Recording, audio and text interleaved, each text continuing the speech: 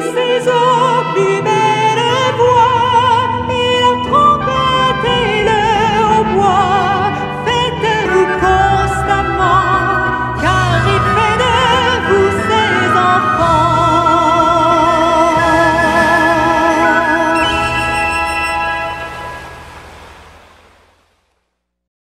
Chers frères et sœurs, chers amis, que la paix et la grâce de Dieu soient avec vous tous. C'est un plaisir d'être avec vous, chers amis, pour continuer avec notre série d'études, notre série de méditations que nous avions commencé dernièrement, fuir dans les campagnes montagneuses, quand, pourquoi et comment.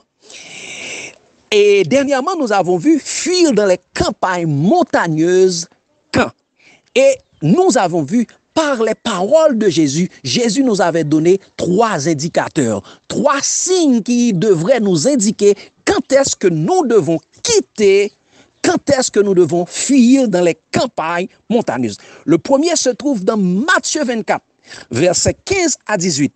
Lorsque l'abomination sera établie dans les lieux saints, et nous avons vu que le lieu saint, c'est le corps humain, il faut quitter les villes, il faut fuir dans les montagnes. Le deuxième signe, le deuxième indicateur, c'est lorsque l'abomination de la désolation sera établie là où elle ne doit pas être. Eh bien, chers amis, à ce moment-là, là où elle ne doit pas être, c'est là où 2 ou 3 sont assemblés en le nom de Jésus. Lorsque le nom de Jésus n'est plus dans les assemblées, dans les églises, lorsque la vérité n'est plus la base, la colonne et l'appui des églises, bâtiments, il faut fuir dans les campagnes, il faut fuir dans les campagnes montagneuses. Selon Marc 13, verset 14 à 16. Et le troisième signe, le troisième indicateur, c'est lorsque les villes seront investies par des armées, selon Luc 21, versets 20 à 22, eh bien, il faut quitter les villes. Il faut fuir dans les montagnes, car, chers amis, il va y avoir des choses abominables qui vont se passer. Et mes chers amis, aujourd'hui, nous allons voir fuir dans les campagnes montagneuses. Pourquoi? Donc, chers amis, bien avant d'aller plus loin, prions ensemble. Éternel, notre Seigneur, notre Dieu, en cet instant, nous allons méditer sur ta parole. Que ton bon esprit nous imprègne et que la sagesse d'en haut nous prenne contrôle de nous. Et que tout ce qui va être dit ici soit dit de la part de toi par la sagesse d'en haut et que nous puissions apprendre, comprendre, appliquer et partager ta parole. Au nom de Jésus, nous t'en prions. Amen.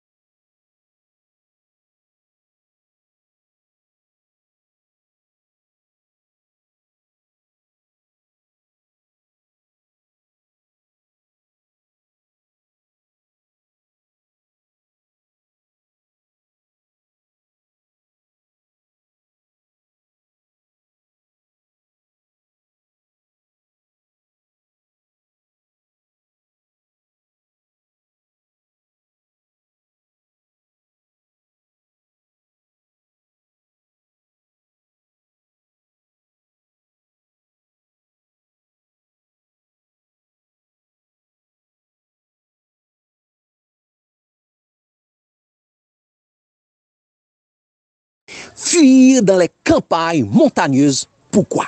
Chers amis, pour pouvoir répondre à cette question, nous allons analyser la définition du mot fuir. Et à partir de cette définition biblique du mot fuir, chers amis, nous allons voir ensemble 4 raisons pour lesquelles que nous devons fuir dans les campagnes montagneuses aussi vite que possible.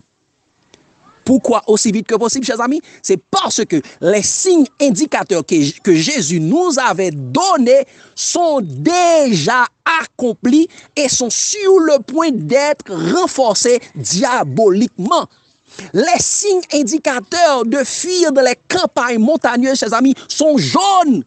Ils nous indiquent que nous ne restons très peu de temps pour partir sans hésiter.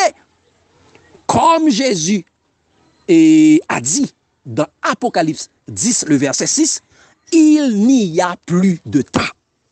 Et mes chers amis, le mot fuir vient du grec et phiogo. Phiogo, chers amis, veut dire s'enfuir, chercher la sécurité par la fuite. Donc, fuir, chercher la sécurité par la fuite. De façon métaphorique, s'enfuir, voulait dire, c'est fuir pour éviter par la fuite quelque chose d'odieux, de répugnant, spécialement de vice. Fuir, chers amis, veut dire être sauvé par la fuite, échapper et se mettre hors de danger. Et fuir, chers amis, poétiquement, veut dire partir au loin, s'évanouir. Et chers amis, le mot est traduit généralement par fuir, s'enfuir, échapper, prendre la fuite, se sauver.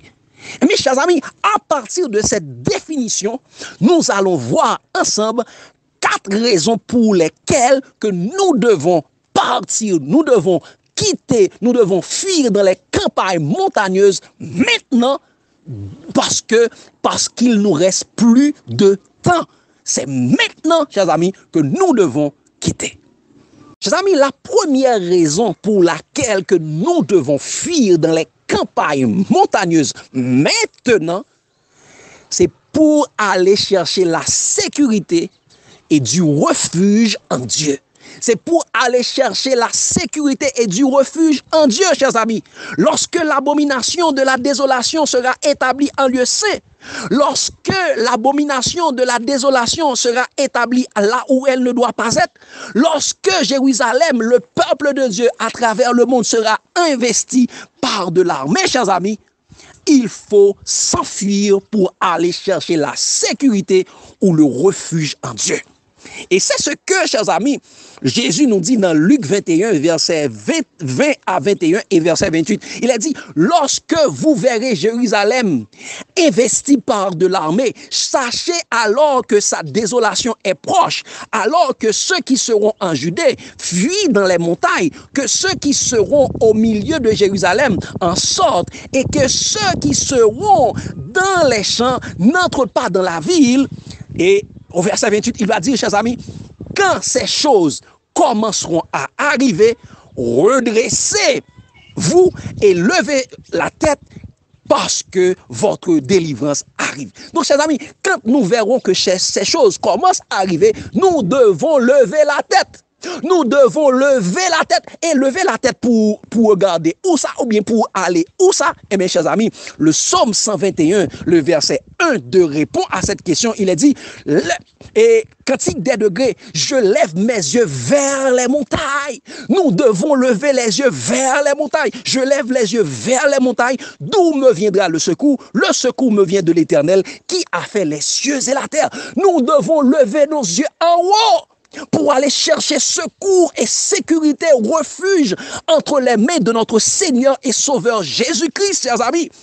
Comme il est dit, chers amis, dans Psaume 11, verset 1er, au chef des chants de David, c'est en l'Éternel que je cherche un refuge. Comment pouvez-vous me dire, fuis dans vos montagnes comme un oiseau? Donc, chers amis, quand Jérusalem est investie par de l'armée, il faut fuir dans les montagnes, dans les campagnes montagneuses et rapidement, sans perdre de temps, pour faire quoi? Pour aller chercher du refuge et de la sécurité en Dieu.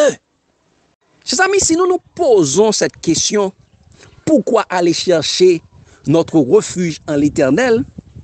C'est parce que Lorsque Jérusalem était envahie par de l'armée romaine pendant les 3 ans et demi qui précédaient la destruction de Jérusalem en l'an 70, il y avait une grande désolation en Israël. La maison des Juifs était laissée déserte, comme Jésus l'avait dit, c'est-à-dire le temple de Jérusalem était dépourvu de la présence de Dieu. Et à cause que les Juifs s'étaient apostasiés en se mêlant avec les Romains pour détruire le temple de Dieu, Jésus-Christ, selon Jean 2, verset 19 à 21, eh bien, Jésus leur répondit, détruisez ce temple et en 3 jours je le relèverai. Les Juifs dirent, ah, il nous a fallu 46 ans pour bâtir ce temple. Et en 3 jours tu le relèveras, chers amis. Et il dit au verset 21, mais il parlait du temple de son corps. Eh bien, cette abomination a chassé la présence de Dieu du milieu de Jérusalem et de leur temple bâtiment comme avait prophétisé Jésus-Christ dans Matthieu 24. Dans Matthieu 23, verset 37 à 38, il a dit, Jérusalem, Jérusalem, qui tue les prophètes et qui lapide ceux qui te sont envoyés.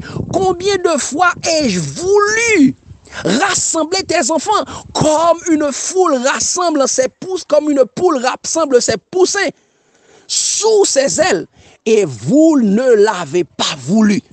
Voici, votre maison vous sera laissée déserte.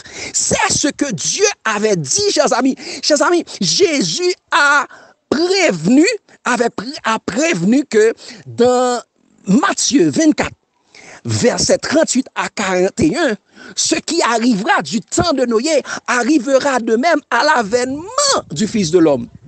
Au jour de Noé, à cause de l'apostasie du peuple de Dieu, les fils des hommes qui s'étaient mêlés avec les filles des femmes, chers amis, qui se sont mêlés, et mes chers amis, Dieu avait dit, mon esprit ne restera pas infini en l'homme. C'est ce qu'il a dit, chers amis, dans Genèse 6, le verset 3, il a dit, alors l'Éternel dit, mon esprit ne restera pas à toujours dans l'homme, car l'homme n'est que chair, et ses jours seront de 120 ans.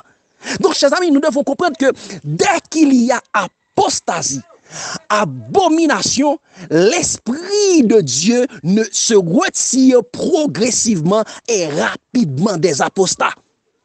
Est-ce qu'on n'a pas vu la formation de la religion mondiale avec l'Antichrist François comme chef au Kazakhstan le 14 et le 15 septembre 2022, chers amis?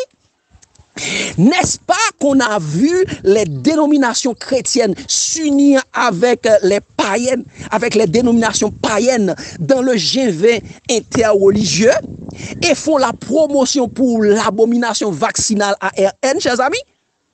Ce qui arriva du temps de Noé commence à s'arriver actuellement. L'Esprit de Dieu commence à se retirer des villes, à se retirer des religions apostats, à se retirer des gens abominables. Et chers amis, il ne faut jamais être présent là où Dieu est absent. Quand Dieu s'en va, il faut aller avec Dieu, car nous sommes des disciples de Dieu, nous sommes appelés à suivre Dieu, à suivre Jésus partout. Si l'Esprit de Dieu se retire d'un bâtiment, se retire des dénominations, se retire des apostats, nous également, nous devons nous retirer également, chers amis. Dès que Dieu se retire d'un endroit ou d'une personne, la désolation et la destruction va se succéder, chers amis. Dès que Dieu se retire d'une personne, d'un endroit, eh bien, la désolation va être succédée, chers amis. Ok, il ne faut être jamais présent là où Dieu est absent. Donc, quand Dieu se retire, il faut aller chercher Dieu, parce qu'il a dit, cherchez premièrement le royaume et la justice. Cherchez Dieu. Donc, nous devons aller chercher Dieu. Si Dieu dit, votre maison vous sera laissée déserte, nous devons aller chercher Dieu là où est. Donc, pourquoi fuir dans les campagnes montagneuses? Actuellement, chers amis, c'est pour aller chercher refuge et la sécurité en Dieu. Car les dénominations présentes actuellement sont dépourvues de la présence de Dieu, car les ténèbres sont en train de régner dans ces assemblées. Fuir dans les campagnes montagneuses. Pourquoi? La deuxième raison qu'il faut fuir dans les campagnes montagneuses, chers amis, c'est pour éviter la contamination de l'abomination. C'est pour ne pas être infecté par les abominations qui se font autour de nous, chers amis. C'est pourquoi il faut fuir. C'est pour éviter quelque chose d'odieux, quelque chose de répugnant, pour ne pas être contaminé par les vices des hommes qui sont autour de nous. Et pourquoi il est dit, chers amis, lorsque vous verrez l'abomination de la désolation établie en lieu saint, établie dans le corps humain, il faut quitter. Il faut quitter les villes pour fuir dans les montagnes, pour éviter la contagion abominable corporelle. Lorsque vous verrez l'abomination de la désolation sera établie là où elle ne doit pas être, chers amis, il faut sortir du milieu d'eux. Il faut nous séparer d'eux et fuir dans les montagnes pour ne pas toucher.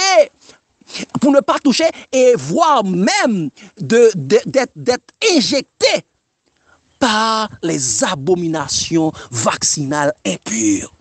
Il faut nous séparer d'eux. Il faut sortir et nous séparer d'eux. Lorsque vous verrez Jérusalem sera investi par de l'armée, il faut sortir du milieu de la ville physiquement et les villes spirituelles. Parce que, chers amis, lorsque les ténèbres sont en train de régner dans la ville, et Jésus nous dit, vous êtes la lumière du monde. Une ville située sur une haute montagne ne peut être cachée. Lorsque vous verrez la lumière de la ville, la lumière des enfants de Dieu sont cachés. Et les enfants de Dieu, ceux qui se disent enfants de Dieu, sont en train de vivre dans les ténèbres, il faut vous séparer. Il faut fuir dans les campagnes montagneuses parce que les ténèbres sont contagieuses. Si vous restez, vous allez être contaminé par les ténèbres, par les abominations. Lorsque le temple, chers amis, il faut savoir ça, chers amis, lorsque le temple et la ville de Jérusalem ont été dépourvus de la présence de Dieu, si vous lisez dans Deutéronome, et chapitre 28, versets 47 à 57, chers amis, suivant cette prophétie de Moïse sur la destruction de Jérusalem à cause du péché du peuple, qui est celui de rejeter Jésus, de rejeter Dieu en crucifiant Jésus, chers amis, il y avait de la famine, il y avait de la disette, il y avait de la guerre civile à Jérusalem, chers amis. Il y avait des confinements forcés, car tout le peuple et toute la ville étaient entourés par l'armée romaine. Il y avait de la destruction, du pillage, chers amis, du pillage des récoltes, gros et de menu bétail. Il y avait de la méchanceté inhumaine, des cannibales maternels, des femmes mangeaient leurs propres enfants, le fruit de leurs entrailles, chers amis. Il y avait de la corruption, de la détresse, de l'angoisse, des maladies graves et des plaies à Jérusalem. C'est ce que, chers amis, et ceci est confirmé par, et si vous lisez la destruction de Jérusalem dans le livre Tragédie des siècles ou bien Great Controversy, vous allez voir ce qui s'est passé effectivement en l'an 70 ou bien les 3 années qui précédaient l'an 70 à Jérusalem. Et l'historien Flavius Joseph, historien contemporain de la destruction de Jérusalem en l'an 70, dans son livre, chers amis, les trois destins dans Jérusalem au 1er siècle, à la page 14, chers amis, nous allons voir cette chose. Voici ce qu'il est écrit, chers amis. Il a dit, Vespasien fond sur Jérusalem en commettant des exactions abominables, en grossissant les convois d'esclaves affectés, au percement de l'isthme de Corinthe. La Galilée tombe, puis la Judée occidentale, enfin la Judée orientale. À la fin de l'année 68, Jérusalem est encerclée lorsque le ciel lui accorde un dernier répit. Le suicide de Néon fait que l'un et l'autre, et Galba, autant Vétélius, puis Vespasien se proclament César. C'est Titus qui participera à la tragique de Jérusalem. Le 16 juin, devant la forteresse et Antonia, eh bien, Titus demande la reddition d'un combat que les Juifs vivent dans celui de la fin des temps. Donc, chers amis, ce que les Juifs vivaient, c'est comme la fin des temps. Il dit, en réponse, des extrémistes incendient les dépôts de vivres pour obliger les gens à se combattre, pour obliger les 200 000 assiégés à plus de combativité. Ceux qui quittent de fuir sont soit égorgés par les assiégés. Les personnes qui voulaient fuir, ils étaient égorgés par les assiégés. Soit ils sont crucifiés par les Romains. Chers amis, certains jours, on verra jusqu'à 500 croix dressées côte à côte. Chers amis, les Romains ont crucifié les gens. Ah, chers amis, parce que ces gens n'ont pas eu l'intelligence de quitter à temps. Et il dit, enfin, à la date de l'anniversaire de la destruction du premier temple, le sanctuaire, le second temple est investi avant d'être le proie des flammes. Des derniers drames, l'orgueil de Titus contaminera les habitants de Jérusalem, condamnera les habitants de Jérusalem au bannissement et au châtiment de l'écrasement total. C'est ça qui est écrit, chers amis. Donc, ceci est confirmé.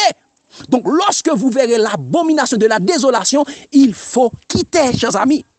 Et nous devons comprendre que pendant cette destruction, aucun des disciples de Jésus n'a péri dans la destruction de Jérusalem en l'an 70, car ils étaient vigilants, obéissant aux paroles de Jésus-Christ. Ils étaient prudents, ils étaient comme des hommes prudents qui ont bâti leur vie sur le rocher des siècles, Jésus-Christ, sur les paroles de Jésus. L'appui des esprits démoniaques ont tombé. Les torrents de l'armée romaine mondiale sont descendus contre eux.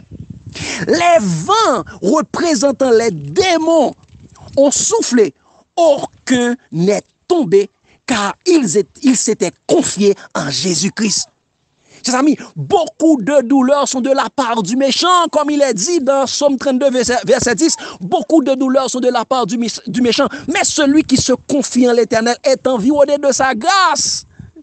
Psaume 33, le verset 16 et 20, il dit ça. Ce n'est pas une grande armée qui sauve le roi. Ce n'est pas une grande force qui délivre le héros. Le cheval est impuissant pour assurer le salut. Et toute sa vigueur ne donne pas la délivrance. Il dit, voici l'œil de l'Éternel sont sur ceux qui le craignent, sur ceux qui espèrent en sa bonté, afin d'arracher leur âme à la mort et de les faire vivre au milieu de la famine. Notre âme espère en l'Éternel et notre secours, il est notre secours et notre bouclier, chers amis. Chers amis, Jésus avait dit, chers amis, et ce qui arriva du temps de Noé, dans Matthieu 24, versets 33 à 41, arrivera de même à l'avènement du Fils de l'homme. Ce qui arrivera du temps de l'eau, chers amis, dans Luc 17, versets 26 à 32, arrivera de même à son avènement à cause de l'absence de la présence de Dieu dans les villes littérales et dans les villes spirituelles, c'est-à-dire les religions. Ce qui arrivera du temps de Noé va être arrivé encore, chers amis. Ça va être arrivé encore. Au temps de Noé, chers amis, il y avait de la méchanceté. cerveau tourné uniquement vers le mal, de la corruption, l'homosexualité, le sodomisme, autant de Noé, autant de l'eau, chers amis. C'est pourquoi il est dit dans Genèse 6, verset 12 à 14, il est dit, Dieu regarda la terre et voici, elle était corrompue, car toute chair avait corrompu sa voix sur la terre. Alors l'Éternel dit à Noé, la fin de toute chose est arrêtée par devant moi, car ils ont rempli la terre de violence. Voici, je vais détruire la terre. Fais-toi une arche de bois, de gopher, et tu disposeras cette arche en cellules, et tu l'enduiras de proie en dedans et en dehors. Donc, chers amis, la terre était corrompue, la terre était gâtée, altérée et changée par le mal. La terre était dénaturée, les hommes étaient dénaturés, altérés et changés. Donc les hommes étaient devenus pervers, chers amis. N'est-ce pas? Depuis la montée de l'Antichrist François à la tête de Vatican, chers amis, le mouvement de la réforme protestante a pris fin, particulièrement en 2017. En 2017, lors du 500e anniversaire. Et maintenant, chers amis, c'est l'apparition de l'apostasie dont a parlé apôtre Paul dans 2 Thessaloniciens 2, chers amis. Le monde religieux actuellement est dans l'œcuménisme, chers amis. Le mode religieux des religieux actuellement, c'est l'œcuménisme. C'est l'œcuménisme, c'est le GV Interfef, le Fratelli Tutti, nous sommes tous frères. Une seule humanité, la théorie, des théories philosophiques, des théories théologiques, des théories anti-bibliques, c'est ce qui fait la loi actuellement dans le peuple de Dieu. Depuis lors, le monde, chers amis, est en train de sombrer dans les ténèbres de l'abîme avec l'apparition de choses inimaginables. Des choses inimaginables. Exécution de pandémie, chers amis, de pandémie sanitaire pour tuer, éliminer beaucoup de gens. Abomination vaccinale ARN avec des effets indésirables, désastreux et catastrophiques. Mort subite, surmortalité au niveau mondial. Explosion de maladies cardiovasculaires et des turbocancers, augmentation et de fréquence de l'apparition des maladies rares et incurables, de la méchanceté satanique pure et simple, chers amis. Normalisation et étatisation de la corruption au monde entier, chers amis. Le Qatargate, vous avez entendu parler de ça, de Qatargate, de Pfizergate, chers amis, de Pfizergate. Ok? En Haïti, chers amis, il y a des crimes financiers, affaires d'argent coopérative, de Petro-Caribé et d'autres, chers amis, financement de gangs et tout ça, chers amis. Et tout ça, chers amis. Et sur le plan social, des troubles sociaux sont intensifiés. Gilets jaunes, Black Lives Matter, manifestations contre l'abomination sanitaire, mouvement de soulèvement populaire contre la réforme des retraites en France, pays lock en Haïti, gangstérisation, imposition occidentale des perversions de l'abomination sexuelle LGBTQ et plus, chers amis. Et sur le plan sanitaire, nous sommes en pleine 3e guerre mondiale par procuration. Mais prophétiquement, cette guerre a pour but de créer le chaos mondial, famine sans précédent, crise économique mondiale avec la faillite de plusieurs banques reconnues mondialement. Militarisation et des bandits légaux, chers amis, des bandits légaux, afin de créer la désordre et imposer ce qui imposera l'établissement du nouvel ordre mondial. Ou le gouvernement mondial, le gouvernement démoniaque, chers amis. Le gouvernement démoniaque. Donc, chers amis, ne sommes-nous pas comme au temps de Noé et de l'eau pour éviter que nos enfants et nous-mêmes soient contaminés par la montée exponentielle de ces abominations? Nous sommes appelés à fuir dans les campagnes montagneuses. Nous sommes appelés à fuir, chers amis. Cette même proposition a été faite dans Ésaïe 33, verset 15 à 16, chers amis. Et suite à cette question qui a été répondue, chers amis, regardez ce qu'il a dit. Et il a dit, les pécheurs sont effrayés dans Sion. Un tremblement saisit les impies. Qui pourra rester auprès d'un feu dévorant? Qui de nous pourra rester auprès d'une flamme éternelle, la flamme de la destruction? Qui pourra rester? Et il a dit, chers amis, celui qui marche dans la justice et qui parle selon la droiture, qui méprise un gain par extorsion. Et regardons au verset 16, regardez ce qu'il a dit, surtout à la fin du verset 15, il a dit, qui ferme son oreille pour ne pas entendre des propos sanguinaires. Donc, chers amis, nous sommes en train d'entendre des propos sanguinaires, nous sommes en train d'entendre des nouvelles macabres où on a décapité les gens, où on a coupé, brûlé, où il y a des méchancetés. Il dit, c'est important, nous devons fermer nos oreilles pour ne pas entendre les propos sanguinaires. Et qui bande ses yeux pour ne pas voir le mal. Donc, chers amis, le mal est contagieux. Là où il y a le mal, nous devons nous retirer, chers amis. Nous devons fuir comme Joseph, nous devons fuir comme Noé, nous devons fuir comme Lot, chers amis. Nous devons fuir comme Abraham, chers amis. Nous devons fuir, chers amis. Donc, lorsque nous verrons l'abomination de la désolation établie, là où elle ne doit pas être, nous devons fuir. Et pourquoi nous devons fuir? C'est pour éviter la contamination de l'abomination, chers amis. Fuir dans les campagnes montagneuses. Pourquoi?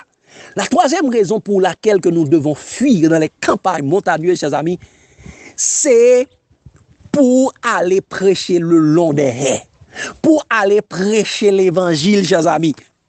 Donc, nous n'allons pas fuir dans les campagnes montagneuses pour aller prendre de la retraite, pour aller faire du tourisme. Donc, mais c'est pour aller prêcher. Et vous pouvez me demander pourquoi aller prêcher? Eh bien, chers amis, nous devons fuir dans les campagnes montagneuses. C'est pour aller prêcher l'évangile éternel sur les montagnes et à la campagne. Les villes se vident actuellement, chers amis. Beaucoup de gens sont en train de quitter les villes. Ils voient que les villes sont devenues invivables. Les villes se vident actuellement. Il y a de la désolation qui commence à s'installer dans les villes depuis la COVID-19. Beaucoup de personnes sont en train de quitter les villes, chers amis. Et ceci est en train de s'intensifier avec la guerre mondiale par procuration entre la Russie et l'Occident et la gangstérisation du monde. Donc, chers amis, les villes commencent à se vider.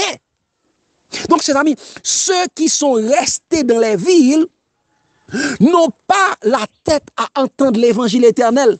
Si vous décidez de prêcher les gens dans les villes, chers amis, quand les choses vont s'intensifier, vont être gâtées, et mes chers amis, ces personnes n'auront pas la tête à vous entendre. Ils sont saoulés par le vin abominable, le vin démoniaque de Babylone. Ils sont préoccupés et aveuglés par les soucis de la vie, par la quête des richesses. Et la quête des richesses, chers amis, c'est courir après Mammon, le Dieu de ce siècle, le faux Dieu, chers amis. Ils sont cupides. Ils sont troublés par tout ce qui se passe dans les villes. Ils n'ont pas la tête à entendre l'évangile actuellement. Donc, chers amis, si vous décidez de prêcher les gens dans les villes, là où il y a des gangsters, chers amis, les gens ne vont pas vous entendre. Les gens ne vont pas vous entendre, chers amis. Nous sommes appelés à aller prêcher ceux qui sont à la campagne, chers amis. Ceux qui sont à la campagne. C'est pourquoi il est dit dans Ésaïe 52, le verset 7, qu'ils sont beaux sur la montagne, les pieds de celui qui apporte de bonnes nouvelles, qui publie la paix, de celui qui apporte les bonnes nouvelles, qui publie le salut, de celui qui dit à Sion, ton Dieu règne. Ils sont beaux les pieds de ceux qui annoncent, ils sont beaux sur les montagnes les pieds de celui qui annonce la bonne nouvelle, chers amis. Et Paul reprend cette partie pour nous faire savoir quelque chose de très intéressant dans Romains 10, versets 12 à 16. Il a dit, chers amis, il n'y a aucune différence, en effet, entre le juif et le grec, puisqu'ils ont tous le même Seigneur, qui est riche pour tous ceux qui l'invoquent, car quiconque invoquera le nom du Seigneur sera sauvé. Chers amis, maintenant, il n'y a plus de différence dénominationnelle, plus de différence entre les religieux et les païens. Dieu cherche à sauver quiconque invoquera son nom. Seulement, il faut invoquer le nom de Dieu, chers amis, car le royaume des cieux est forcé actuellement et les gens de mauvaise vie commencent à devancer les religieux dans le royaume des cieux, chers amis. C'est pourquoi nous devons les prêcher. Et Paul va poser cette question dans le verset 14 et au verset 16. Comment donc invoqueront-ils celui qu'ils n'ont pas cru? En qui ils n'ont pas cru? Eh bien, chers amis, il dit, comment croiront-ils celui dont ils n'ont pas entendu parler? Et comment entendront-ils parler s'il n'y a personne qui prêche? Et comment y aura-t-il un prédicateur s'ils ne sont pas envoyés? Selon qu'il est écrit, qu'ils sont beaux, les pieds de ceux qui annoncent la paix, de ceux qui annoncent la bonne nouvelle. Mais tout, regardez la fin. Donc, c'est l'ami, pour que les gens puissent savoir, il faut qu'il y ait des prédicateurs qui montent sur la montagne pour aller prêcher. Et regardez ce qu'il a dit au verset 16. Mais tous n'ont pas cru. Mais tous n'ont pas obéi à la bonne nouvelle. Aussi Ésaïe dit-il, ainsi qui a cru à notre prédication. Donc, chers amis, nous devons aller pour aller prêcher ces gens. Pour aller prêcher ces gens, ces amis. Mais au sujet d'Israël, il dit, j'ai tendu mes mains tout le jour vers un peuple rebelle et contredisant. Israël, les religieux sont devenus, chers amis, des peuples contredisants. Ils ne sont plus attachés avec les prophéties. Ils ne sont plus attachés à la vérité. Au lieu avant de faire une action, au lieu de dire que dit la Bible, que ferait Jésus à ma place, ils écoutent que disent les institutions, que dit le chant, que disent les dirigeants, que dit le gouvernement. Donc, chers amis, le peuple est devenu contredisant. Donc, chers amis, c'est le temps de fuir dans les campagnes montagneuses pour aller se cacher, pour prêcher l'évangile. Non pour aller se cacher, mais pour aller prêcher l'évangile. Avant que l'abomination soit établie totalement, nous devons aller prêcher. Les gens du dehors, les gens qui sont dehors, ça dit les gens qui ne sont pas de la ville, pour les faire devenir de la lumière du monde, chers amis.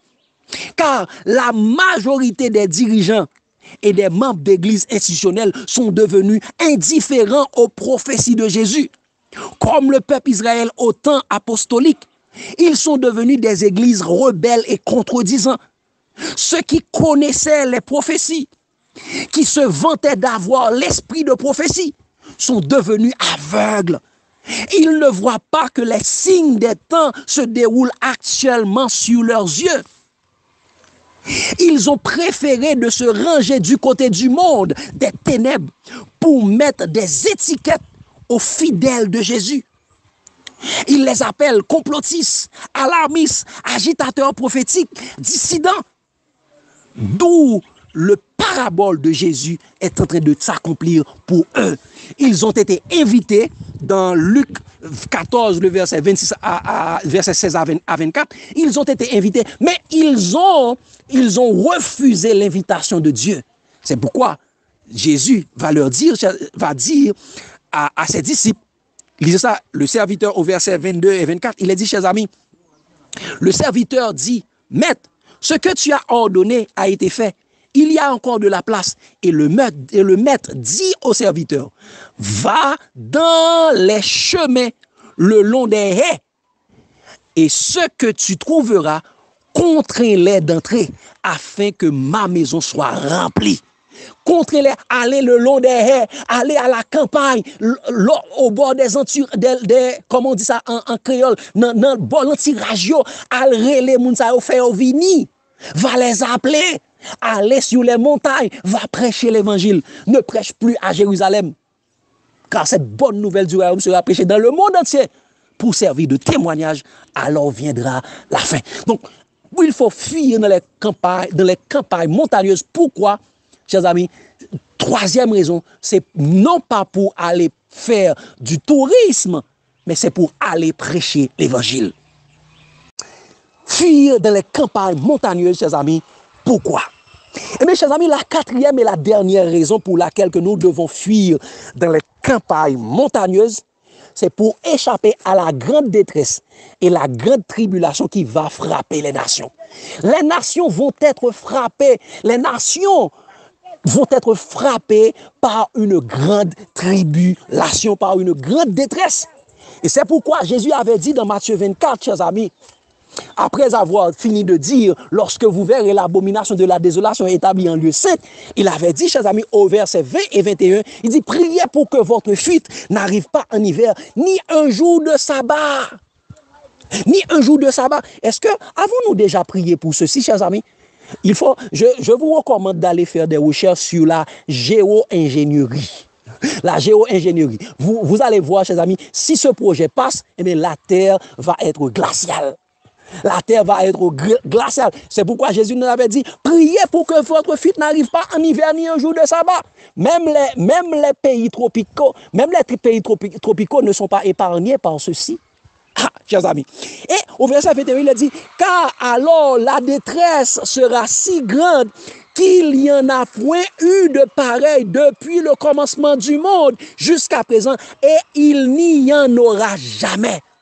Chers amis, il va avoir une grande détresse, la grande tribulation sur la terre va frapper la terre, chers amis. Et c'est ce que Jésus avait dit dans Luc 21. Dans Luc 21, le verset 22 à 28, après avoir fini de dire, lorsque vous verrez Jérusalem sera investi par l'armée, sachez que sa désolation est proche. Il a dit, chers amis, car ce seront des jours de vengeance pour l'accomplissement de tout ce qui est écrit. Malheur aux femmes qui seront enceintes et celles qui allaiteront en ce jour-là, car il y aura une grande détresse dans le pays. Et il y aura une grande détresse dans le monde, chers amis, actuellement. Et la colère contre ce peuple. Ils tourmenteront, ils tomberont sous le tranchant de l'épée. Ils seront amenés captifs par les nations.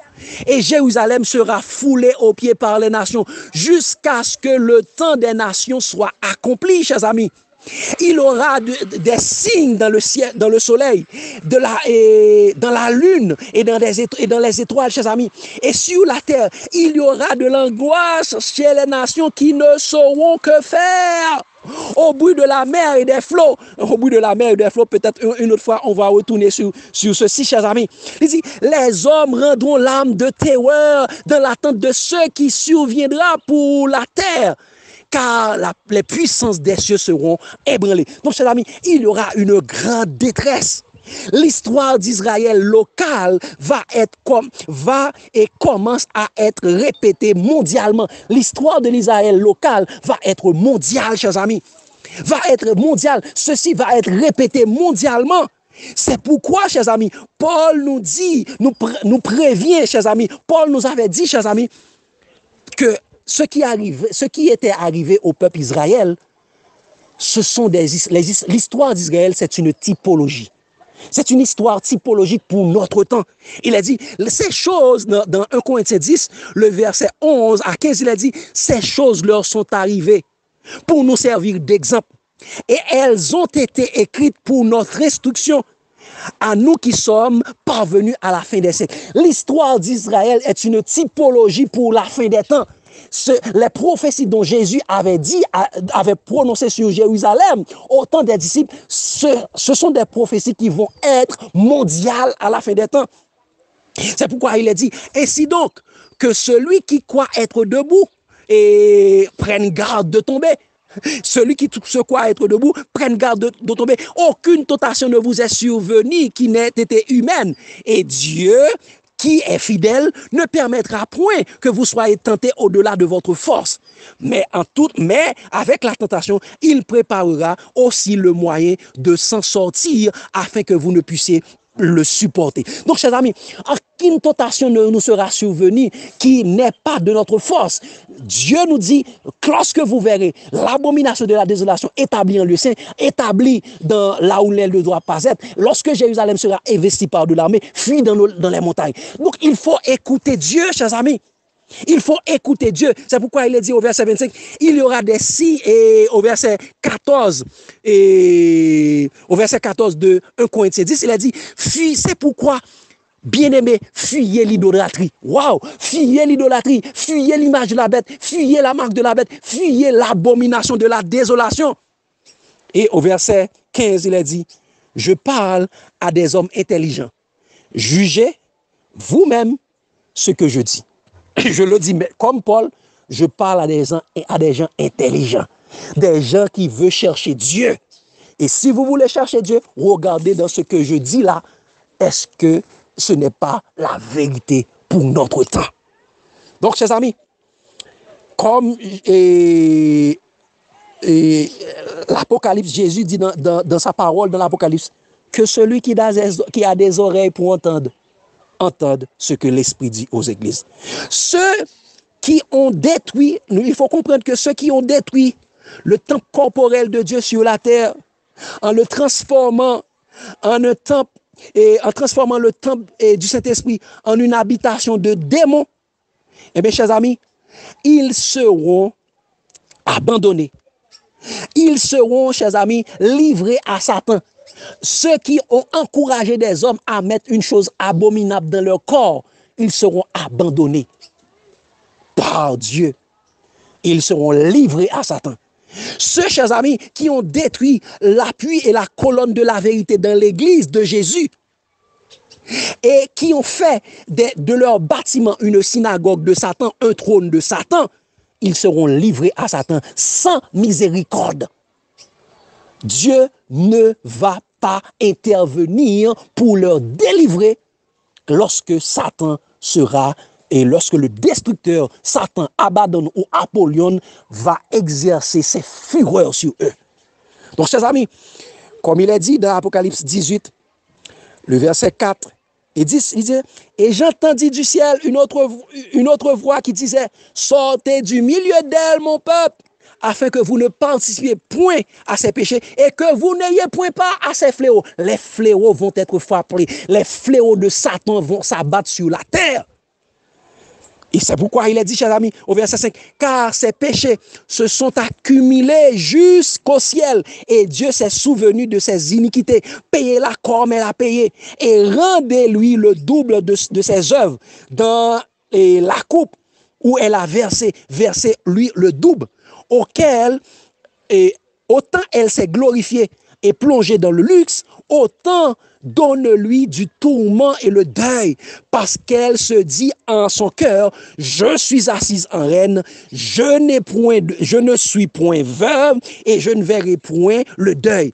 À cause de cela, en un seul jour, ces fléaux arriveront, la mort, le deuil, la famine, et elle sera consumée par le feu, car il est puissant le Seigneur qui l'a jugé. Et tous les rois de la terre, tous vont être dans la lamentation et diront malheur, malheur, malheur.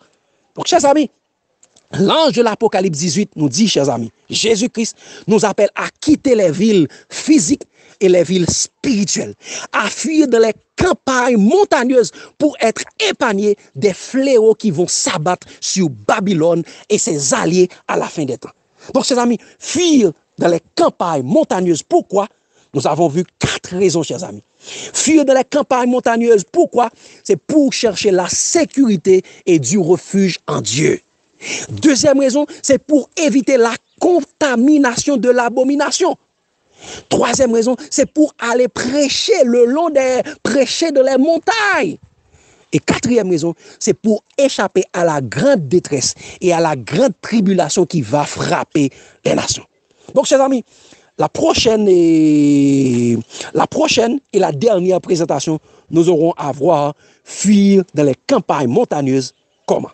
Déjà, je vous dis comme Paul, chers amis, dans 1 Timothée 3, verset 14-15, je vous dis ces choses avec l'espérance de revenir bientôt vers vous pour vous présenter la 3e présentation. Mais, afin que vous sachiez, si je tarde, comment il faut se conduire dans la maison de Dieu, qui est l'église du Dieu vivant, l'appui et la colonne de la vérité. Que Dieu vous bénisse abondamment, chers amis. L'amour de Christ nous presse.